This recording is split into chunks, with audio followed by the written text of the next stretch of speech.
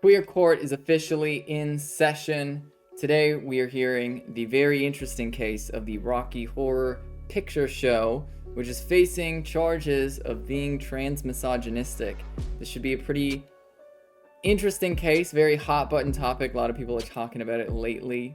Let's welcome our justices this week. Obviously, we've got Justice Soul Bunny, Justice West. Would you like to introduce yourselves? What districts you're representing this court? Hey, Soul Bunny. I'm representing the district of Gen Z. You take it away, Wes. Yeah, hello everyone. Justice West once again back at you. This week I'm representing the district of gay men who choose obscure references for their Halloween costumes. And of course, I'm Judge Benny, representing the district of bisexual women who are really wondering why on earth they were cursed with having any interest in men in the first place. So let's, before we get into the charges today, before we get in this case, does anybody have any other business we need to attend to as a court before we dive in? Anyone do anything for Halloween like this weekend? I baked cookies with my girlfriend. Fun? That was really nice. Gotcha. That was really nice. You know. Gotcha. I went to a club last night. It's like jock. The district I'm representing had an event of sorts where as gay men do, it's either they just do scantily clad, fucking jockstrap and a Pikachu, Pikachu ears, or it's a very, very, very obscure reference that you would have to be insane to know. Like one guy was dressed as the guy who so I saw it on Twitter as well, but someone else did it. The guy who shoved Brittany Broski on video. That's what they went I don't know who that as. It's I probably should have a video ready for you. It's a TikToker. It's a TikToker, yeah. Okay. He came to the club as that, and it was just like, okay, we're being. Oh wait, we're I doing seen silly that moment. TikTok. I think I seen that TikTok. Yeah. So someone also did this in another place. Like they came as that same guy, but also at the club last night, someone also did it, and I was just like, okay, we're being silly. She was at a Charlie XCX concert and she got shoved by a tall white gay man, and it went viral. And I guess that's funny. Someone dressed up as him. Yeah. Is my eye shot? I tried to do like some, darkening of my eyes to look, to fit the theme of today of, Halloween. But now it just makes me look. It makes me look extremely tired. Is it working? That's okay. That's fair. I mean, the election is soon, so like looking tired, I think is fine. I feel like gay people have a right to look tired, exhausted, especially with Halloween. Like it's, Mm-hmm. There's a lot going on. There's a lot. As far as what I did, I had a very eventful Halloween weekend, especially when you're in a college town. A lot of fun things to do. Friday, I went to a house show. That was a lot of fun. It was from like 9 till 1:30 a.m. That's when I decided to leave, because that's when the last band was finished. I was like so surprised how long it went.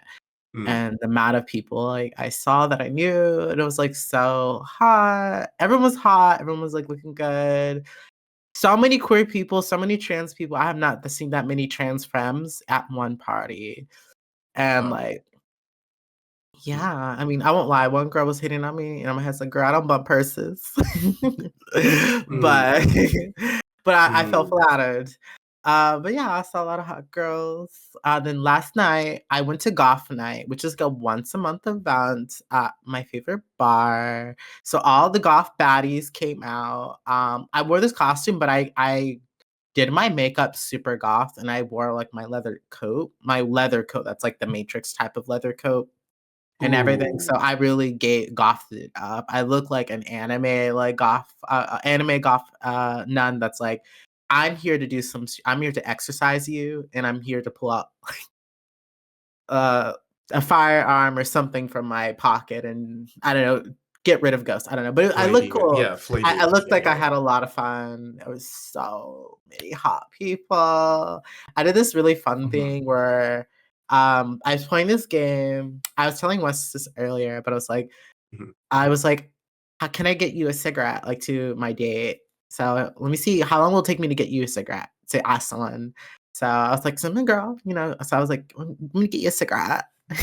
So I asked this, I just remember, like, he timed me. It was like under a minute and was like, yeah, I just asked this guy, can I have a cigarette? And I can tell he's checking me out. I was like, oh, honey, you don't know I got a Glock. A Glock hiding in this dress. So I'm like, oh, let me lean into this. So, it was really fun. It was really fun. And then and then I got him a second cigarette later on. But yeah, did the same thing. Super hot. Like, I'm like, that last guy, ooh, he was so hot. He had tatted up. He was giving bisexual vibes, but at the same time, he don't know I got a Glock. No one knew I had a Glock but my date and my friends. But it felt nice, it felt hot. Yeah, I definitely got his Instagram, and especially when I hugged him. Ooh, that was so nice. I remember I asked him, like, "Can I get a hug before I go?" He's like, "I was gonna ask you that same question," and I'm like, "Oh, really? Okay." So, and then I asked him, "Can we play Baldur's Gate?" And got his Instagram, and we're gonna set that that's up you're sometime. in. Yeah, you're Yeah. in. Yeah, you're in. But yeah, that was my weekend. I was, a lot of college girl stuff, a lot of Halloween parties, and my last one tonight, and then Halloween day. So, and then I'm done with this costume. I want to just put on a sweater and jeans. Yeah, because as people say, a hoe don't get cold. A hoe does get cold. Okay, I'm cold. Damn, y'all are making me feel like I'm actually representing the district of lesbians who just stay inside with their girlfriends all the time. Like, We're doing the trap wife thing though, right? You're settling down. I mean, you're making being cookies, very cottage core, right, very, right. Mm-hmm. Yeah, I'm getting aged. I had to get an arm brace actually because it's my body has just been not keeping up with the movements that I want to do. So I probably need to be where you are. Maybe stretch in the morning and stretch before bed. That too. It's a whole medical thing I've been dealing with. Yeah, I probably need to be doing more stretches, more all that. All right. Well, let's dive into these charges. All right, let's begin by discussing really briefly our initial opinions here, because of course all of the justices today spent the past couple of weeks examining some of the evidence. That is to say, we all watched Rocky Horror Picture Show to come to our own conclusions, opinions, views, so that we could bring them to the court and deliberate on them. And so, Justice Soul Bunny, this was your first time watching Rocky Horror Picture Show, and I want you to have the opportunity to give your fresh perspective, unfiltered by the history and context of like how this has been around and stuff like that. Just like your perspective as somebody who's like, you don't have nostalgia for this, you don't have like, and so I want your fresh eyes. I'm curious of your perspective here. Well, for one, I'm already not into musicals, so I went into this just like, okay. Are you even gay? What's going on? Yeah, straight up, like, you're not like. Look, I've started off real strong. That's pretty straight behavior here in this airport. You just spent all this time talking about a guy, and now you're saying you don't like musicals. I just. What? I think we might have to strike this one from the record. Oh, girl. Look, it ain't for everyone. It's not for everyone. Okay. I will represent queer people that don't like musicals then. How about that? Anyways. Very small district, but go ahead. I'll allow it. Yeah. Sure. I live with a nuance. Anyway. I anticipated it to be thought-provoking in some ways. But I did not anticipate a lot of things I saw.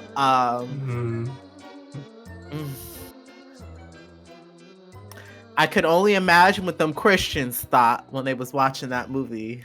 Yeah. There was just a lot of obviously like the idea of queerness was different back then. So like me seeing like a cross-dresser equate themselves as a transsexual, like I didn't like cringe or anything, but it was just kind of like, okay, you know, I'm not surprised, but okay, I'm continue. And it kind of just like built up and built up, and it just kind of got like, I mean, like it was pretty thought provoking, but there's just a couple little things like, you know, like the bedroom scene when like the fiance are like, you know, thinking they're with their partner. It's like I know the poly people are all for this. The people that are poly watching this is for this, but I'm like, girl, are they supposed to be getting married? Like, she said she was saving herself, and then let it happen. And then the same thing. So it's, to me, I think it's cool that like they're expressing like bisexuality.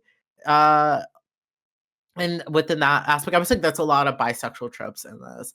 But at the same time, I do feel like some of the tropes that I think specifically that aspect in that bedroom scene was maybe somewhat harmful. Not harmful in the sense like, oh, like this is bad for the queer community image. But I can imagine like some people taking the wrong, but like I don't care what they think. But in that same way, like I did kind of like, oh, okay, this is a little awkward. I mean, like, you know, this is a little dated. You know, this is probably wouldn't happen in a movie nowadays. But yeah, I don't know. It was very avant-garde. Definitely very avant-garde. The ending though too. I think it was kind of like because I think he basically was representing like a queer society, or because like basically like when they unalived him, I'm using those terms because of TikTok, unalived him with I think it was like the candle or like some like dinner table, like Dematerialization ray.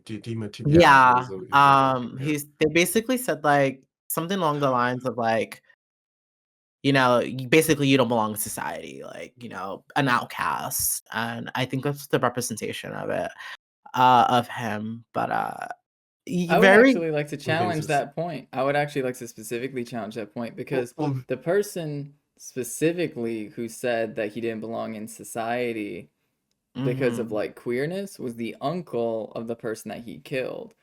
The person that actually killed him was a queer person themselves. And I think that's a very relevant point that we'll get to at some point. Yeah. I wasn't gonna like counterpoint anything that Soul Bunny had said because I was like, we're gonna get into it when we actually start talking about well I'm sorry. I wanted to like I couldn't help myself. I couldn't help myself. I know. And I was wondering like, Justice Benny, hold on, don't you want to wait until we actually get into the I went into this blind, but no. Some things went over my head. There was just so many I can't pronounce it. Yeah, I was gonna say because so much of a lot of it. Yeah, because a lot of it, even in just the plot of what's freaking happening, they're jumping from like point A to B to C like this. You're going to a different song like this, and that's the thing. It's a musical. It's a musical, right? So like I'm trying to read the lines of a musical, right? Yeah, they're not just expressing. You know, usually in like a musical, you'll have some of the just the song itself is just like an expression of that character's inner dialogue that you've had in between them just having, you know, regular dialogue. In this particular play, no, the actual plot is within the song. And if you don't pay attention to the lyrics of the song, you might miss like, oh wait, what's happening? Like, no, they're taking you from point A to B in this song, and you need to listen to the lyrics that are happening, and that's confusing, especially in just 70s audio, like the audio feed. Sometimes you're like, wait, what the fuck did they just say? What is he doing? Also, okay. They're the bad guy, right? I want to make sure I know they like killed this guy. Yes, yes, guy that came on a motorcycle. This is meant to be a quote unquote well, villain that so you are I would also say, supposed like, to be empathetic with, and like because he's so flamboyant and likable in a way. Like at no point throughout the movie are you just like you're intrigued about like what are they going to do next? What crazy thing are they going to do next? So they're so flamboyant. They're so enthusiastic. I'm just waiting for them to get to the next thing. Yeah. My take on the perspective of who Dr. Frankenfurter is is that Dr. Frankenfurter is an anti-hero, right? That Mhm. he, in my perspective, is very much the protagonist of the show.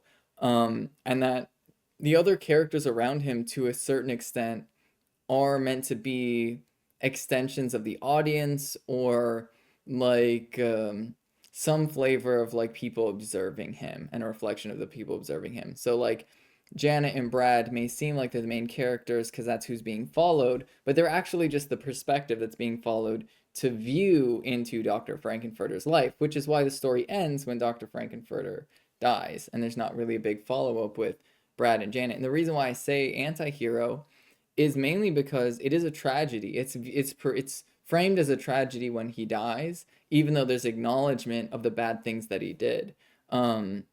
And like, I guess without getting to, my closing statements too early, I think that is relevant because that's the way that I view the story, and I think that is, to me at least, the way the story is kind of framed, that he's essentially the main character. And is painted as like a sort of anti-hero, if that makes sense. Yeah, that makes with sense. like a tragic end. Yeah. I'm trying to think what else came to mind.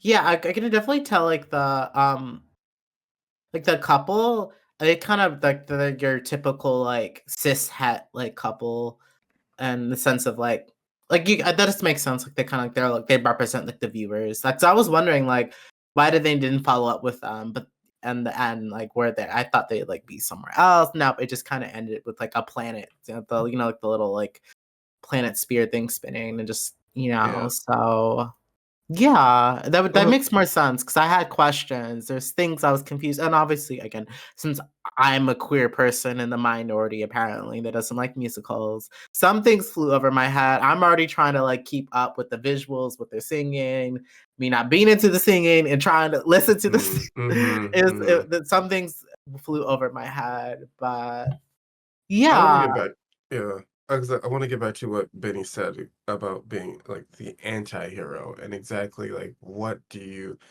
said that and it kind of shocked me, but I was like, what do you mean Frankenfurter's a hero? But then I thought about what he might have actually been like, challenging. 'Cause at the very beginning of the story, Brad and Janet, or Brad like confesses his love to Janet, but he's almost like one foot in it, but not really. And underneath all of that, I can kind of see these undertones of let's say like queerness within Brad, where he's just like, I don't know if I really, really love you in this sort of way, but I do love you, so I'm gonna go ahead. I'm gonna put this ring on your finger. Janet also is kind of a bit reserved. She's wishing for the marriage to happen, but also just kind of like, oh, and that's sort of underscored by the background dancers just kind of like very plainly being like, oh Brad, oh Jad, or oh Janet, and it's just very like, okay, straight people getting married. Here you go, you guys are going to get married. You know, they're on their way. And when they become exposed to Frankenfurter, Janet immediately just sort of like comes to life, right? She's like, giddy. She's like, oh, it's weird because first she's she's like fainting and falling over herself when she's exposed to like, the singing and dancing, but then it's like a switch like flips in her where she just becomes just sort of acclimated to it and accepting of it and enjoying it. Same with Brad. The scene that we're specifically talking about, when quote unquote sleeps with Frankenfurter, in a way that can be construed as oh, this is kind of such as he's woken up as well, and at the very end of the play, all of them are like, you know, happy that they have embraced this note of queerness or this note um of nonconformity within themselves, right? Um, so in that case, I guess like Frankenfurter, his fight, his continuous fight is against the status quo, right? Of, people thinking that they should just find happiness within a typical heteronormative relationship, but also, hey, what if you well, he did like these little have a little treat of queerness every now and then. Like what would that do for you? And I think through Brad and Janet, we can see like they were like a little happier when they acknowledged some things within themselves and or about themselves. Yeah. Yeah, I think yeah. that actually brings me to the point where I want to transition into the next phase of this trial because Oh, there actually, are it's not true. two key notes that I think are worth harping on that I think really reflect the question at heart, which is Rocky Horror Picture Show guilty of being transmisogynistic, right? And the two Mhm, big questions that rest within this is who is Dr. Frankenfurter and how is he portrayed? And then the other is specifically rests within the moment of his sexual relations with both Brad and Janet. Those are the mhm. two things that I think are where these charges rest within, and I kind of want to pick apart both of those. Um, since you just were talking about his relationship with Brad and Janet, do we want to examine that one first? Sure. This is on top of my mind. So yeah, Yeah. yeah. Yeah. Yeah. So that's one of those things that a lot of people are harping on and specifically pointing out as a sexual assault, which on the face of it is clearly what's happening because there's this like, you know, like wanton deception that happens, right? But we have to watch it through two different contexts. One is the context of the 1970s, and the other is the context of camp, right? And musical theater and the way Hmm. that everything is exaggerated. And the idea that there might not be reliable narration in storytelling to a certain extent, right? Because there are some unbelievable moments within the context of that story that I think are relevant details in terms of like what is being presented as like camp, especially when it comes to Dr. Frankenfurter perfectly replicating the voices of both Brad and Janet, and somehow magically like perfectly replicating their silhouettes Right. somehow, right? Yeah. Um, I think where the criticism rests, if you take it on the face of the media, that's actually um, a very astute criticism. But if you take a step back from like a media analysis perspective and ask like, well, what is actually being said here? To me, it actually kind of reads as the position that a lot of trans people are put in, where in that instance, the cishet person that are interacting with Dr. Frankenfurter are maybe seeing what they want to see and hearing what they want to hear, and then coming into a conflict within that moment of like, wait, oh no, do I like this? I don't know if I like this. And then presenting it as though the trans person is, oh, well, clearly you're tricking me in some way. Because we see this a lot, like with the Right. whole gay panic defense. We're like, oh, clearly Right. you're forcing me into this gay situation. You're tricking me into this gay situation. Hmm. And it is this moment of like, when they realize they're enjoying themselves, they have this recoil that stems from probably the shame that they were holding on to the very beginning of the movie. And so the question then becomes, is this film trying to portray that? That notion of like, well, these are things that they wanted. They moved forward with it, but then they took a step back at a moment and tried to project this onto the other person. And because we all know the stories of like trans women being painted as like deceivers in some way, even with And being people killed who for full it. well Yeah. knowing Right. what they're getting involved with. They full well Right. knowing what they're doing. And so I think within that scene, if you look at it and then also take a comparison, right? And so I'd like to present some evidence to the court actually, as a comparison for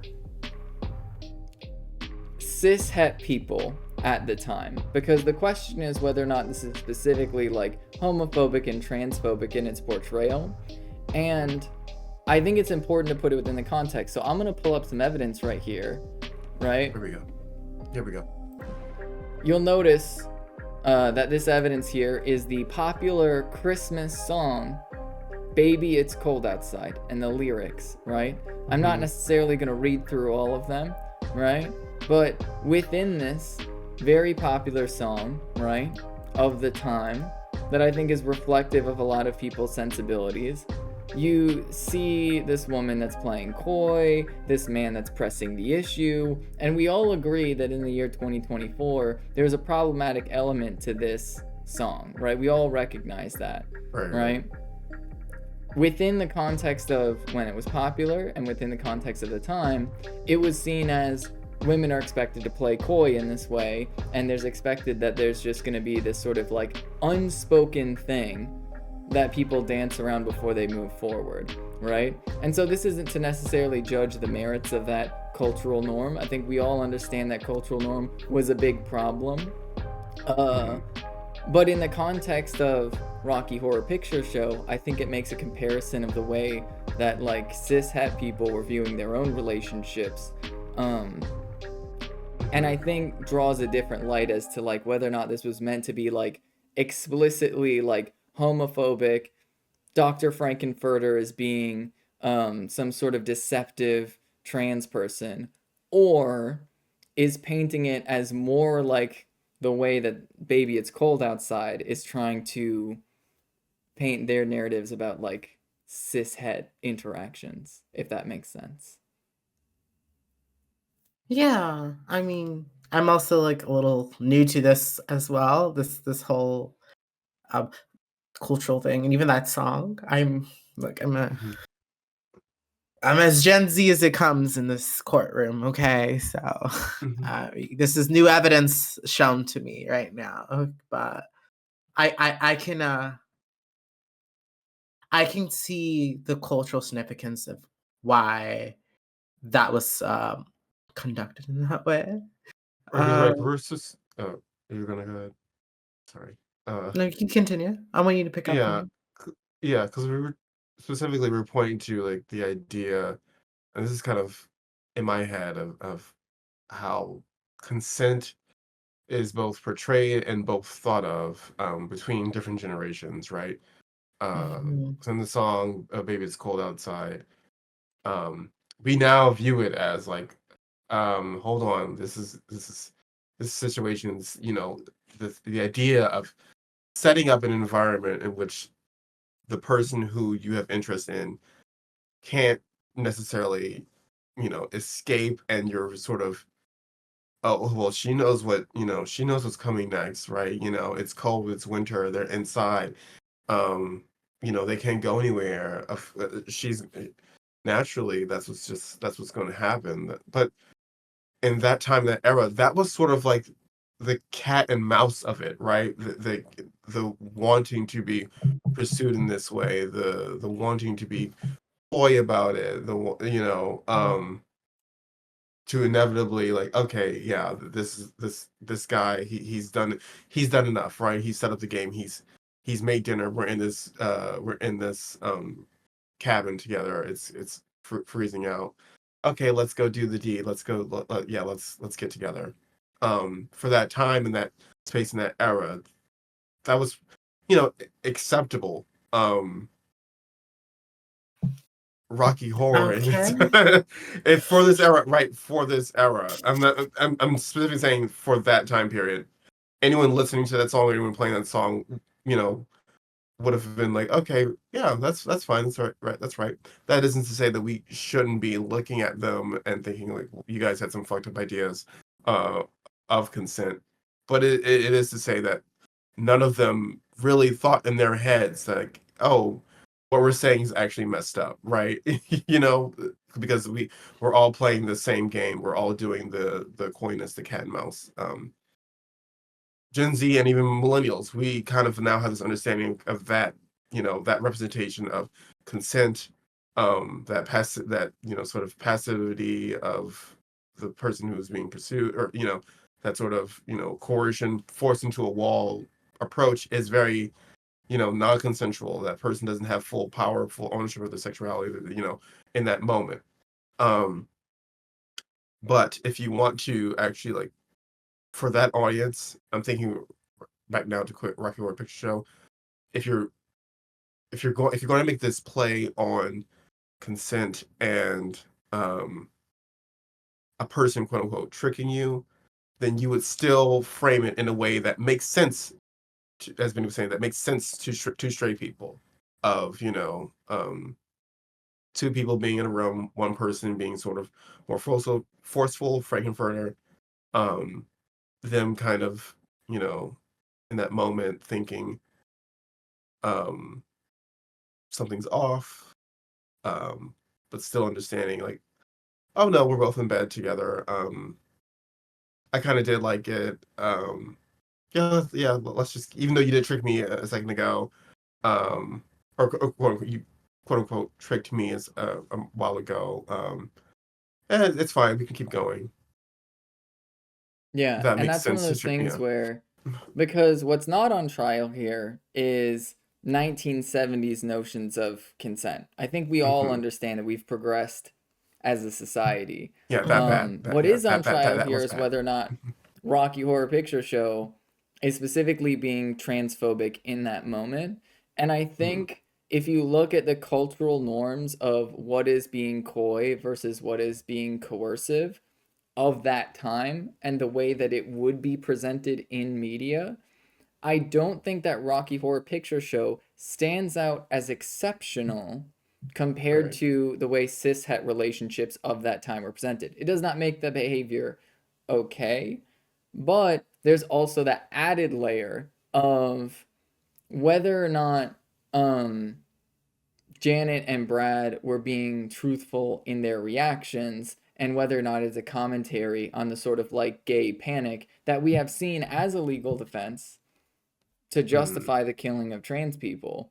And so when you stack those two layers together, I think if you look at it through a critical lens, that scene can kind of be a critical commentary of how trans people are often forced into, right, like narratively, this position of being some sort of deceiver when that's not really what Right. they were trying to do, right? That's something where it's like, no, you're saying that you were deceived, and I didn't try to deceive you here. You just said that you were at a certain point because you started to have weird hangups about realizing that you were maybe enjoying this. And then that's why it's relevant to look at the follow up from Brad and Janet and them sort of like getting over the hangups that they had and the way that's portrayed in the rest of the film, where they do really kind of like Dr. Frankenfurter after that, right? And I think that larger context is relevant, and that's the only reason why I think it's worthwhile to like bring that comparison of the way cishet dynamics were, because to the audience in the 1970s, I don't think that would have come across as Dr. Frankenfurter being uniquely deceptive relative to the way that like cishet dynamics were at the Right. time. That's kind of, yeah. Yeah, So you're trying to like bring awareness to, especially because like I'm the other trans person on the panel here in the court, and I think, I mean, like it reminds me like one time when I think I had like my first ever hookup ever in my life at 18. I remember this like older guy like picked me up, not old, too much older, maybe like 4 years older than me. He had to been at least like 22, 23. And like weeks after the fact, mind you, he pursued me. He knew full well what I was, etc. And then weeks after the fact, he like I like talked about I messaged him because he like ghosted me after the fact. And yeah, he like described it as if like I took advantage of him, and I'm like, dude, you went down on me. I didn't go down on you. You went down on me. I didn't tell you to do nothing. You went there. You took it there. I didn't take it there. So like, but then like the later on after that conversation and me getting frustrated with that, for him to come back and say like, I want another round. I'm like, I have a boyfriend now. Miss Monogamous here. Let's just say that. But yeah. So I can kind of get like in that aspect of like people like at first like that pulling of like enjoying, knowing like they pursued it, enjoying something, and then like kind of like maybe the insecurity or like the doubts of it. So in that angle, because that didn't really come in mind when I was watching that. I mean, because it's my first time seeing it, I just kind of was like, oh my god, like what is he doing? What is he doing? What is that guy doing? But yeah, that's kind of what comes to mind for me. Like, yeah, so I've like firsthand experienced that where someone's like fully knew what the situation was, fully pursued me. They're the ones that took it to the next level. They're the ones that had the power. They're the ones that had the car. They're the ones who were giving me on drinks underage and whatnot, and still had the nerve to try to like make it seem like I'm using the word taking advantage of. I'm using that as a placeholder for the other word, for the word that we both know what they mean. What they did say. So it's just kind of like, yeah. So I could kind of see like especially the deception aspect, how people like can see that as transphobic and whatnot. Um I personally like I just didn't really see them as representing trans people, but at the same time, like I can see like how queer people or like people at that time like equated like cross dressers as like trans, but like I Yeah. just like yeah. So like again, that didn't come to mind. But like if that's like the talking point being said, I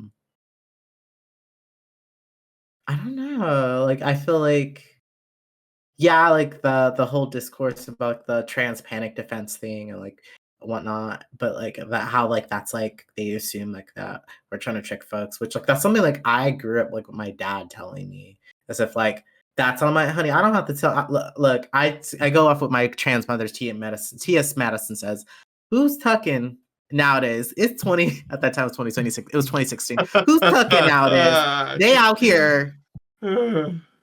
I can't say it, but Yeah. I can't say the whole thing. But who's tucking out? You can see. So and I I haven't know you're tucked right. since. I haven't tucked since. Yeah. I'm gonna tell you that I haven't tucked since. So Okay. no. Okay. So yeah. I mean, it is for me again. Like, it's a movie from the '70s, so if it was made nowadays, it'd be a different story. But like genuinely, like Mhm. because I didn't associate them as being trans, in a current day context, and not like the context of the '70s. Yeah. Yeah, But I think that's yeah. the next part that we're going to talk about. And like the last thing I'll just double down on again is the notion of there potentially being unreliable narration. Because from me, Brad and Janet are meant to a certain extent represent the audience, right? Mhm. Um, and especially in a musical, small elements of unreliable narration, I think, are pivotal. And I think that it could be read as Brad and Janet being unreliable narrators of their own story when Dr. Frankenfurter somehow magically mimicked their partner's voice and somehow magically mimicked their silhouette, um, leading Maybe. up to that moment. Leading up to that moment. Right. I think that, at least my read on it is that it was like very intentionally and very like in a camp way meant to be Brad and Janet seeing what they wanted to see in the moment as opposed to um necessarily representing Dr. Frankenfurter being particularly deceptive, if that makes sense. Mhm. Yeah. Okay. Any thoughts, Wes? To add upon that? No, I was just think like kind of what we had talked about before, Benny. Like sometimes there might be a larger commentary to what's being portrayed than just like an actual downright, portrayal of something that's awful. Like they're making a commentary on, like as we're saying, the concept and idea of quote unquote trapping straight people into having sex with trans individuals when the cishet people in mind know what the deal is, they know what's going on. I think the author is well aware of that dynamic and particularly wanted to play on it.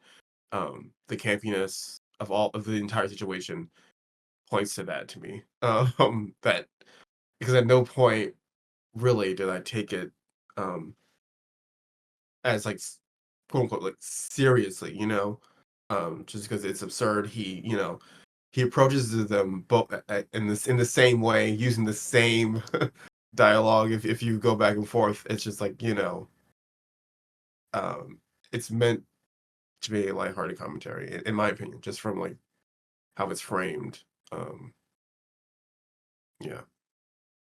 Yeah. Which this brings us then to the question of who is Dr. Frankenfurter and what is the character meant to represent when it comes to trans people? I'm just gonna lead in with what I think and my take is. Because language is different, they obviously both use the term transsexual and transvestite. Um, the term transvestite is fully deprecated from any type of like common language today, and transsexual today very specifically is used in narrow contexts for trans people who identify with the term and have undergone some type of medical transitioning, right? If we take those in their most generous readings, if we look at the writer of the musical, and this is where I do think it becomes relevant who the writer is, I think that the most accurate modern terminology for Dr. Frankenfurter would be some form of gender fluid, non-binary, who is on hormones, right? Like an HRT femboy or like something like that. Because of the specific use of the word transsexual, which had like a similar meaning back then, right? That there was some type of like medical procedure involved. And when you look at the creator, right? When you look at one of the writers, and I'm gonna bring this up as evidence, right? If we look at this, Richard O'Brien, right, who wrote the musical, was one of the writers of the show, and his commentary on trans women, we can get some interesting perspectives here, right? We can get some interesting perspectives here, right? Because we need to understand first and foremost that he's got some old-headed ideas about what it means to be trans and Extremely what it means to be a outdated, trans woman, right? It's a little dated, right? So he has said very clearly that he applauds trans women, but also, right, has defended J.K. Rowling and also has specifically said this, yeah, as long as they're happy and fulfilled, I applaud them to my very last day, but you can't ever become a natural woman. And my understanding is that Richard O'Brien is themselves transgender and uses he, they pronouns. Or I'm trying to find exactly, I can try and find the exact clip. I'll dig it up here. But if I'm remembering correctly, he said something along the lines of, yeah, here, from Wikipedia, pulling up this source right here, right? Yeah, he said he views himself as 70% male and 30% female, right? So this is somebody who, to my understanding, has been on hormones. They're definitely non-binary, mostly uses he pronouns. And I think that's relevant to the discussion of who is Dr. Frankenfurter, because I think we can maybe look into Dr. Frankenfurter as to a certain extent, some extension of the creator of the show. Yeah, And self-insert, so, really. yeah, to a certain extent, a self-insert. And so I will approach this from two angles, which is that first and foremost, I think it's totally fair to call Dr. Frankenfurter transgender. I think that is, in my opinion, how the character should be viewed and is meant to be viewed. But I also think that it is through the limited perspective of somebody who does not view themselves, to be clear, as a trans woman by any measure, does have some form of gender fluidity, and does have some old-headed ideas about trans women specifically, and the idea that we can't be natural women or anything like that. And yeah. oh, yeah, what were you gonna say? No, continue your thought because I was gonna just expound on just no, it's just and this person lived through, the 50s, 60s, 70s, ideas of, womanhood, ideas of queerness, homophobia, transphobia, all of these things, not having anywhere to really truly go unless it was a private place to fully express themselves. All of this baggage, all of this is going to compound on their ideas of what it means to be a woman, a queer human being on this earth, really. So within that context, not necessarily saying I, give them a pass for having these ideas, but these ideas that they're expressing, it's completely understandable for someone who's had to wrestle with them while under that extreme duress of that time period. I'm sorry, being I interrupted you. No, you're I had to fine. get that out. I had to get that out No, before 100%, you know, 100%, because it doesn't make the views accurate, but it does make them mm, understandable, and I do think it does shade the character in the light of, okay, this is where this person is coming from. It's coming from the thoughts of the time, and the character is meant to be a trans person, but not necessarily a trans woman. Um, and that is relevant, right? That is relevant because then it opens up yeah, discussion about, like, well, how are trans women portrayed in the media, and like why was the character played by a man, and when within the context of this is probably some form of self-insert character, the creator of the show is gender fluid and leans towards he him pronouns. I think it's understanding I think it's understandable why he would choose the character, right? He would choose the actor that he did, that he mhm, would choose a male character for that role, because that is most reflective of his experience at the time as a trans yeah, person. Um, and so this is where I think there's a bit of an asterisk that can come with the character. But I do think the character should be like read as being within the trans community broadly. Huh? Um, yeah, okay, that'd make much more sense. Again, as soon as again, because as someone that has no context to this movie, and hearing the term transvestite, which is just basically another way to say crossdresser. But I get like back then, like things were a little more words weren't as that's why I was kind of confused when they said transvestite and then like within the next sentence use the word transsexual, which like you said is like a very like Pacific specific thing. There's differences. So but as soon as initially, because I just assumed that they were conflating um cross dressers as being trans. And that's like I just read them as and again, like the kind of like I got the fluidity of mhm, things, of the character being fluid. Um, but I wasn't sure if it was just because of like when I heard the term transvestite, it just like, oh, okay, like this is just a man that enjoys dressing up occasionally and leaning into things and showcasing the fluidity. But after like this added context, it does sound like a self-insert. So I can see I think like my main thing is like maybe, like, the lines are blurred between, like, for some folks are like, "Is this representing trans women? Is this person doesn't I but this person yet doesn't identify as a trans woman," but yet, because how people especially society, like, they assume or people even, like, within, like they view, like,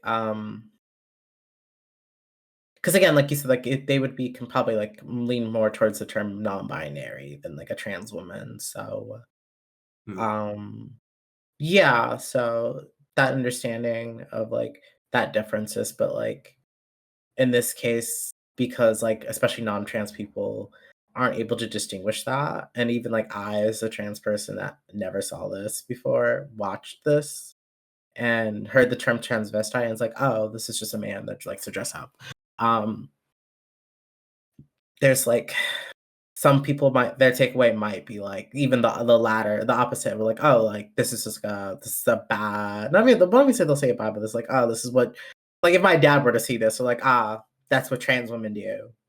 Exactly. Like kind of like so yeah, yeah, I mean the context helps. I've definitely I'm learning as we go because this is I've never once was invested in this, and I've heard people talk about how they enjoy it, but I just didn't know what it was. I was like, no, I haven't seen it, never heard it. Next topic. So to kind of like have that added context, like it does make sense on the writing, the direction. I still don't fully get the bedroom scene, but definitely I get like the character a bit more. But yeah, that's all I can say. I'm processing this new evidence live right now. I mean, within the context of the bedroom scene, I do think it's interesting in terms of like the fluidity of Dr. Frankenfurter, which is to say, I feel like for both Brad and Janet, it felt a little gay, right? Like, and that was kind of the intention, that it was like for both of them, it felt a little gay. And I think that is specifically because of Frankenfurter's gender fluidity, right? Yes. Moving on to like the second part of this, which is Dr. Frankenfurter's crimes and the fact that Dr. Frankenfurter is to a certain extent a villain, but I would argue to say anti-hero, because this is where I think I'm going to throw my synthesis out there and see what the reaction is from both of you. Because essentially, my take here is that there is a recognition within the film itself that Dr. Frankenfurter is a bad person, right? That specifically the murdering of that one old guy's nephew, right? I'm forgetting the name of the character. Eddie, yeah, specifically the murdering of Eddie. That is a very explicitly bad thing that happens. And we see with Brad and Janet, right? Frankenfurter comes in, and at first, he is judged. At first, they judge Dr. Frankenfurter as being this scary, creepy person. But then they grow to love him, right? But then they find out more details about him, that he is actually a murderer, and then all of a sudden they're more conflicted.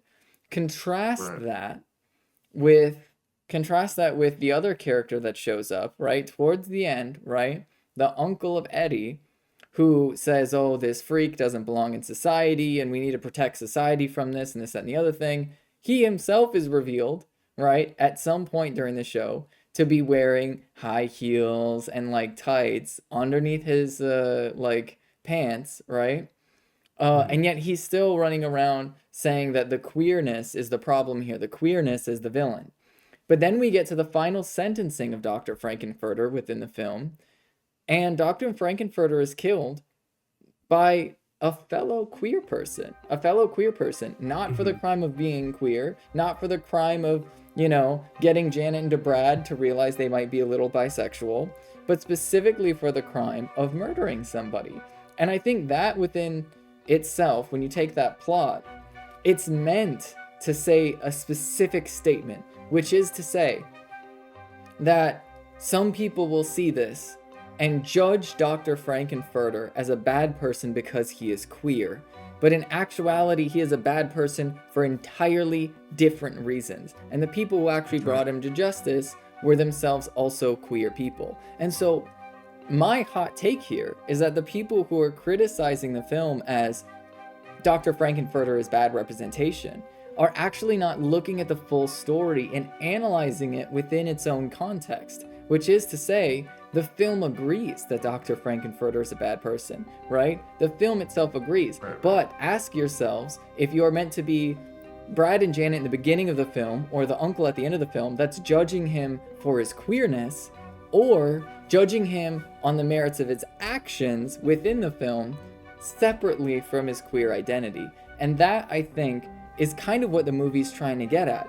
It introduces a character as, this is a scary villain, look how gay everything is. Then it's like, well, actually the gayness is okay. But they were a villain, but for entirely other reasons.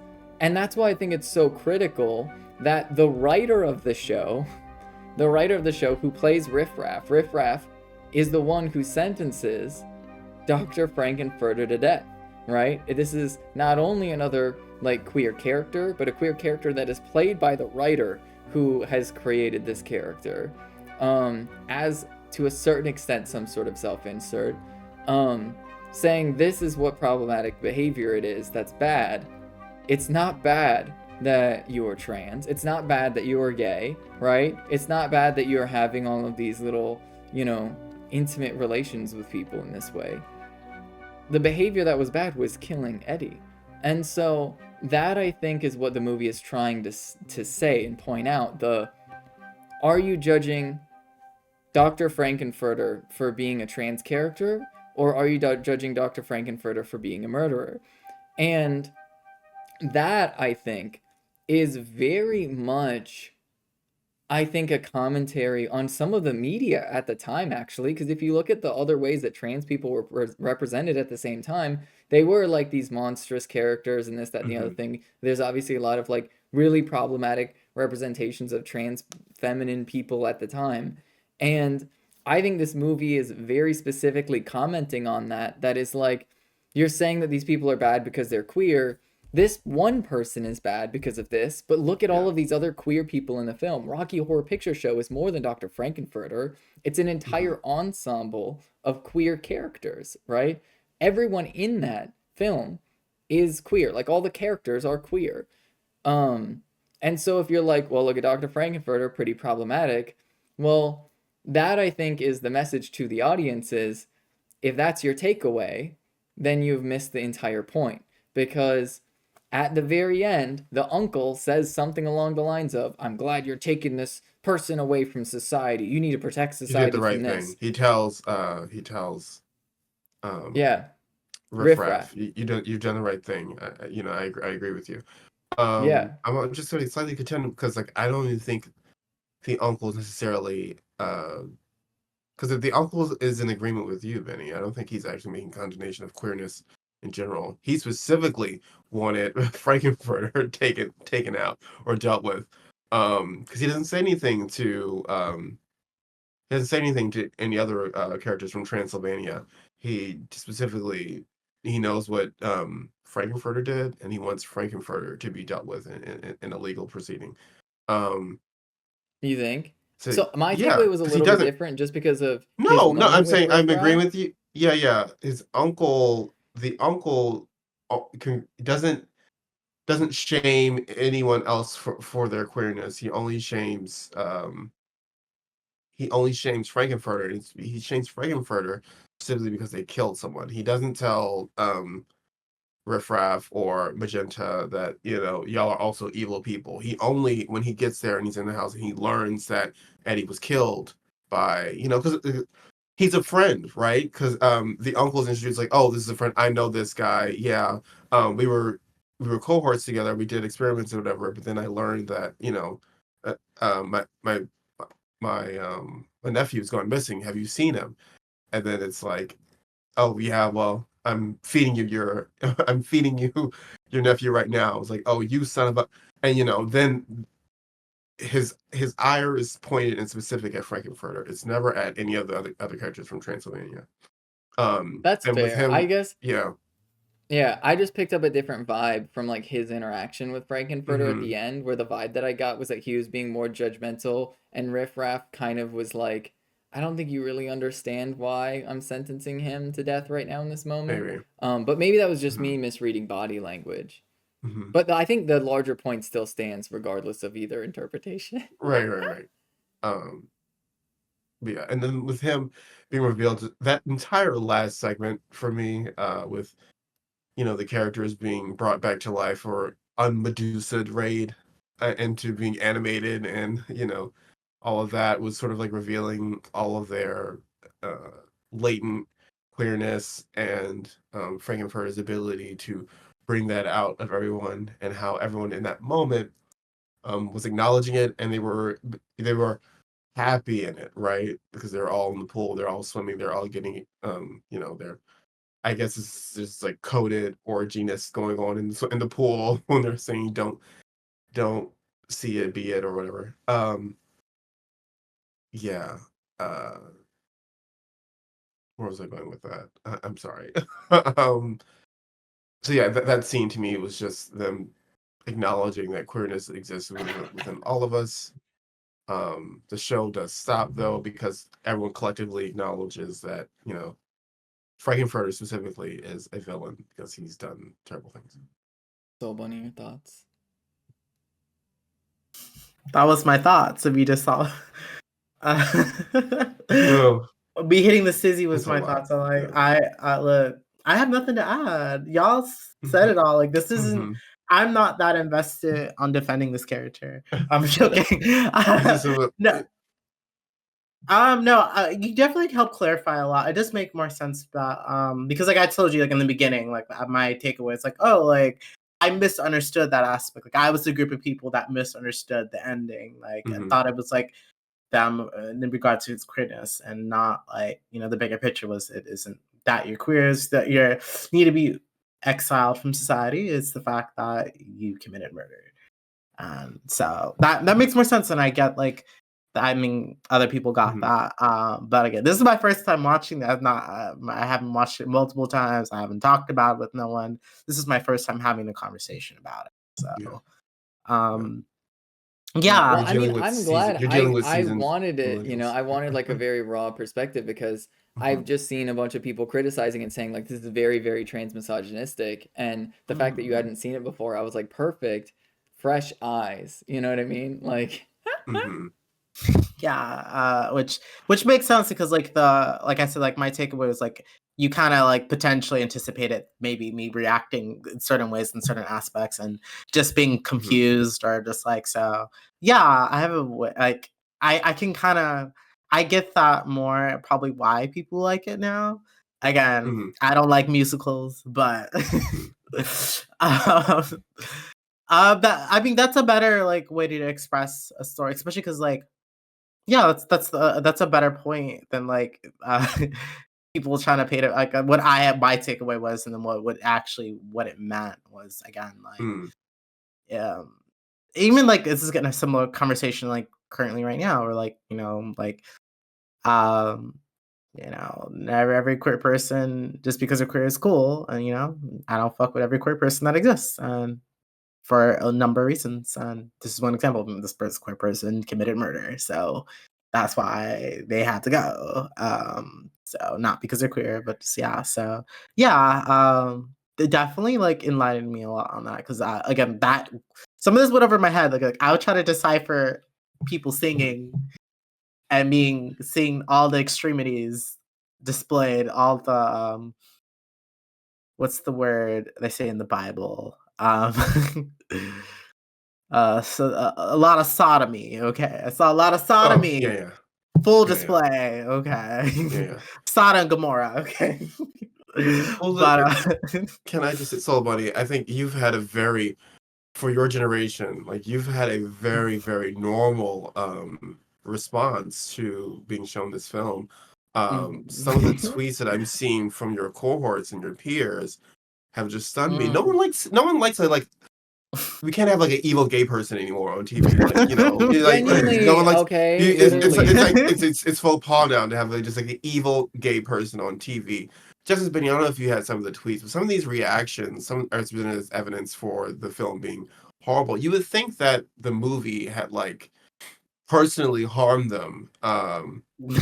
They were absolutely just. We can read some of them and point and laugh at please them, show but me. it is How many very. evidence before you try to group me in with them? Yeah. I'm saying you are distinctively well adjusted, and because the responses to being shown the film just floored me because it's just like what normal person would see this and think, oh, this is the embodiment of queer identity, and just because Frankenfurter did X, Y, Z, this movie should never be shown to anyone because it's beyond we can never show Show it me to this anyone 10 queer because it's tweets.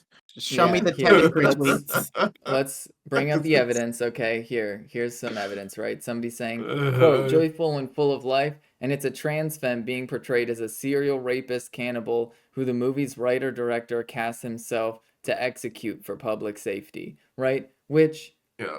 if you watch Removes it all the without any context. media Removing all the analysis, if you content. Yeah. out all the context, like Yeah. if you look at just the plot, like I guess kind of, yeah. Sure. But even like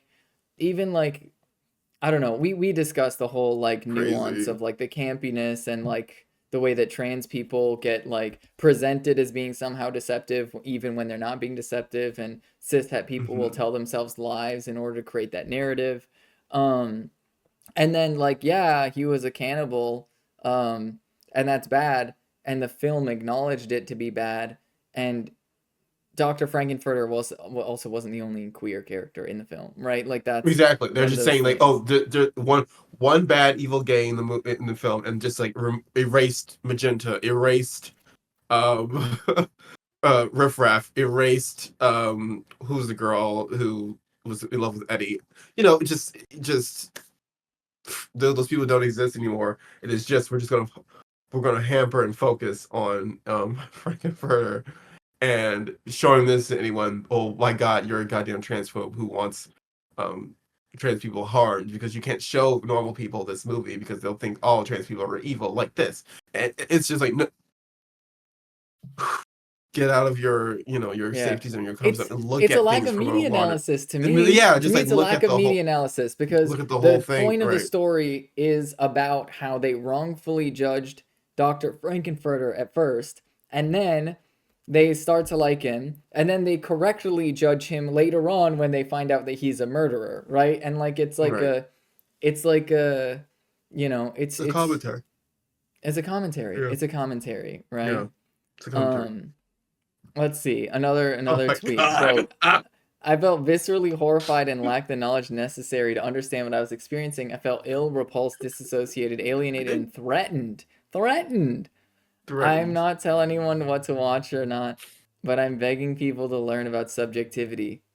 They should have learned. Okay, like take some of your own advice. Like the first sentence, I lack the knowledge to understand what I was experiencing. You're absolutely correct. So stop talking. If you know that, then like maybe like do some googling, maybe do some like research. Like what's actually happening here? Because maybe I missed something to the plot. That's like a part of it was what I was saying earlier. Is like I don't know if some people were like missing the plot that was through song. Some of the songs are actually 70s audio. Maybe you're not picking up on what's being said and what's happening to get to point A, point B.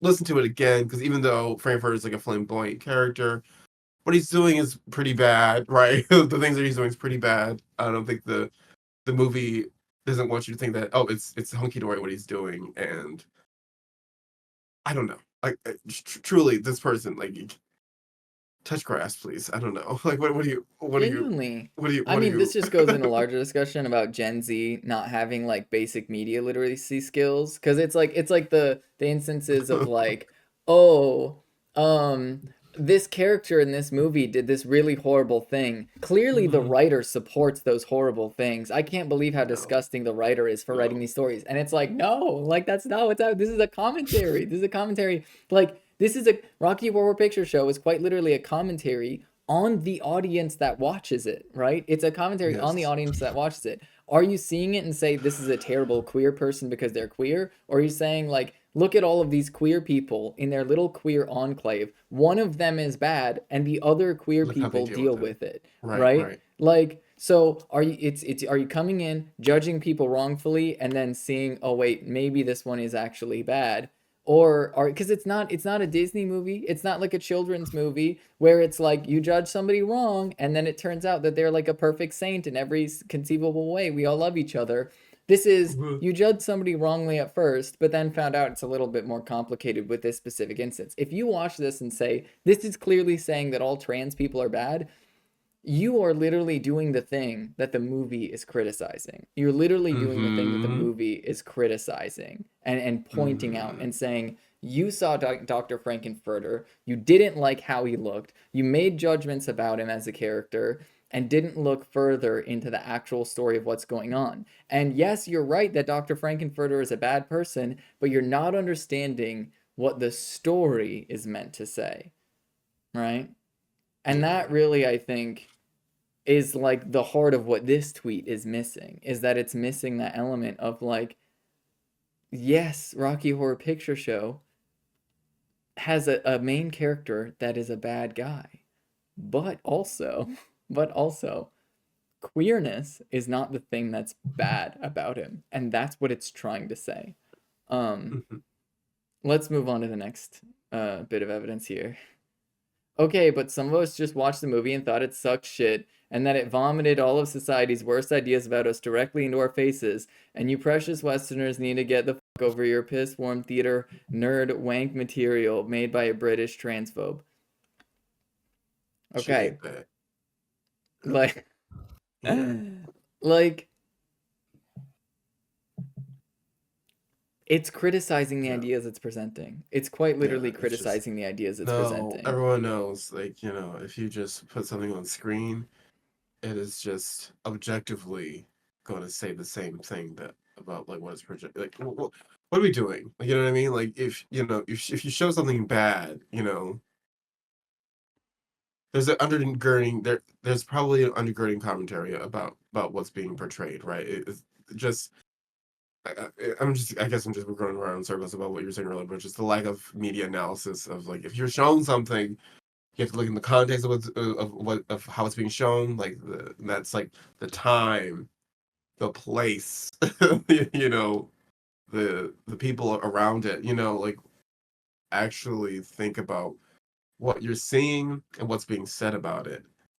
The campiness throughout it sort of I think it's like the heavy-handedness on the campiness throughout this entire film really pointed it to me as being like, this is not meant to just be shown as just the horrible thing happening. There's a commentary of it's being shown through humor, and you need to think a little bit more about what's being shown to you. That I don't know. Yeah. I think as we try to bring this to a close, just a brief moment of deliberation here. I personally want to move to dismiss the charges on the basis of the statute of limitations being well past at this point. We are 50 this was published in 1975. It will be 50 years next year since Rocky Horror Picture Show has been revealed, and the gravity of the charges I don't think require an exemption to any statute of limitations on this. Yeah. Full agreement. I'm actually just wondering why this was. I'm sorry, somebody. I'm admonishing your generation again. Why was this brought up again? Like, what do they not have other things to focus on? Are they not thinking about like the lack of housing that they have? Are they not thinking about the lack of money and income that they're able to accrue for themselves? There are other issues going on. Like this why are we bringing this up? Why? It's 50 years old. It's been said and done with. Like, why are we talking about it? Dismiss the charges. Oh, I know. I'm just not into reaction. I keep getting grouped, but okay, it's fine. Anyways. Yeah, that's true. I mean, the people of your district are the ones that brought these. It is. Yes. That's my district. It is my district. That's why I keep pointing because you're the. Yeah, I'm selectively choosing when to disassociate myself, but clearly it's my district. I have to. That being said, due to new evidence shown my way and understanding granted to me, I dismissed the charges. And Perfect. Rocky Horror Picture Show, you have been found by a jury of your queers to be case dismissed on account of the statute of limitations are well past at this point. Yeah. That's how that goes. That's how they say that in court. Yeah. That's how they say that. That's how they say that. That's right. And so we're gonna, case dismissed. Court is adjourned, and 2 weeks from now we're gonna have another episode, and it's gonna be really fun. Have we decided what the next topic is going to be, or is it going to be a mystery this time? Let's keep it a mystery. Let's keep it a mystery. Yeah. That's right. All right. Thank you for tuning into Queer Court. I hope you have a great Halloween. and we will see you all for the next exciting case that we will try. You know Stay what? Before spooky, we do y'all. step out, by the time we come back, we will know who's president. That is God. true. Yeah. We will know who's That is president. It's We will- Mamala. It's gonna be Yeah. Mamala. We already know now. Okay. is true. Mamala is gonna That's come real. in the Yeah. office. That's It real will- it will- spooky. That's the real spooky. That's the real spooky. Look, y'all. it will That's the real greatly spooky. impact our public discourse. Depending on what Mhm. happens, who We wins. may be different people. Yeah, we may be different people by the time we walk into this court next time. You know, Yeah, we might be the in queer prison. court might have we to might be adjourn in because I prison, might, right? flee the country here. You know. Right. That's Queer it. court That's how to in make Canada sure. next year. You know what I mean? Like, Mhm. But okay, I just want to make that known. Yeah, well, depending on who wins, we'll depict. We'll determine what we talk about. Okay, because we might have to put someone else on court that we didn't anticipate putting on court if how things go. So we'll see. So that's bye.